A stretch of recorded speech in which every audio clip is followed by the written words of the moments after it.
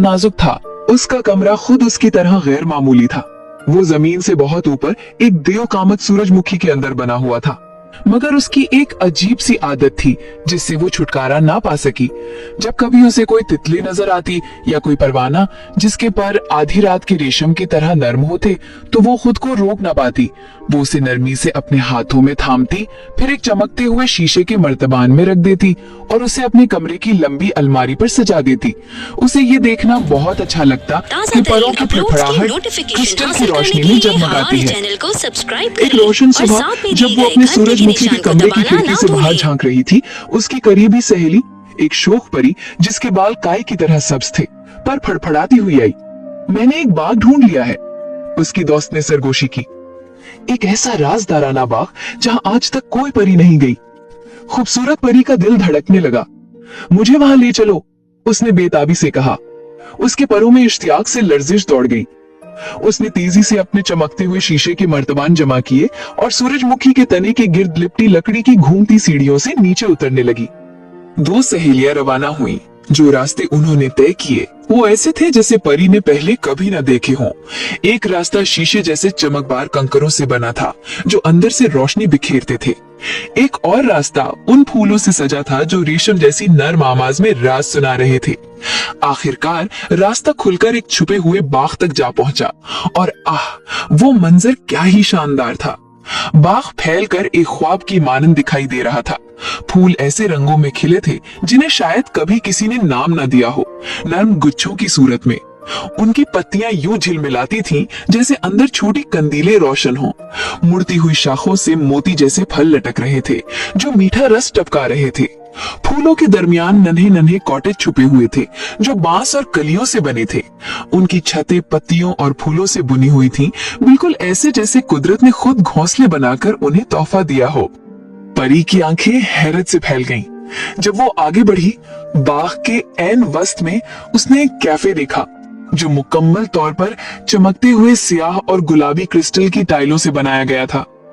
अंदर नन्ही नन्ही मखलूकात जो खुम्बी से ऊंची ना थी, चाय पेश कर रही थी। वो नाजुक बर्तन उठाए हुए थी, ऐसे छोटे कि एक उंगली के नाखून पर समा जाए। परी का दिल अजीब सी मसरत से भर गया। मगर फिर जब वो कैफे से आगे बढ़कर एक बेरीज के बाग में पहुंची तो उसकी नजर एक ऐसी शय पर पड़ी जिसे वो नजरअंदाज न कर सकी। एक तितली। उसके परों पर सूरज की रोशनी यूं झलक रही थी जैसे नीला नीलम आहिस्ता आहिस्ता नारंगी आग में घुला हो। उसकी उंगलियां ख्वाहिश से कांप रही थी।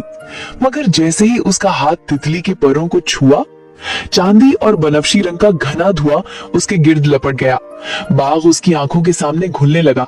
हवा बोझल हो गई और जब धुआं छट गया तो उसने खुद को एक क्रिस्टल के क्यूब में कैद पाया।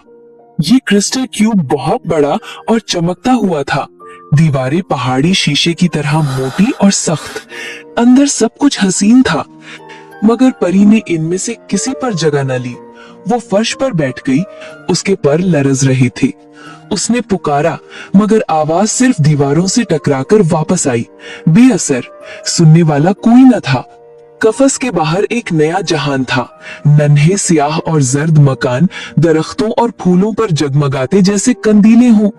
उन घरों से बौने निकले, कद में उसके घुटने तक।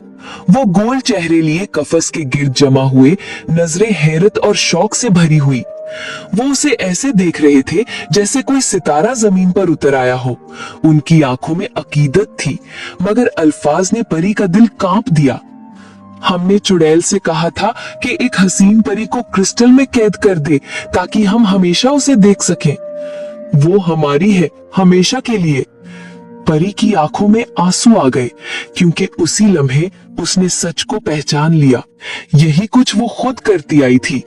हर तितली, हर परवाने, हर नाजुक जानदार को कैद करके उनकी आजादी छीन ली, उनके हुस्न की तारीफ की, मगर कभी ना सोचा कि शीशे के पीछे रहना कितना अजियतनाक होता है। उसके आंसू मोतियों की तरह गिरे। दिल पछतावे और गम से लर्ज उठा। अचानक रोशनी छा गई। क्रिस्टल का कफस टूटकर चमकती किरणों में बिखर गया और वो खुद को एक वसी हॉल में पाई जो खालिस रोशनी और क्रिस्टल से जगमगा रहा था।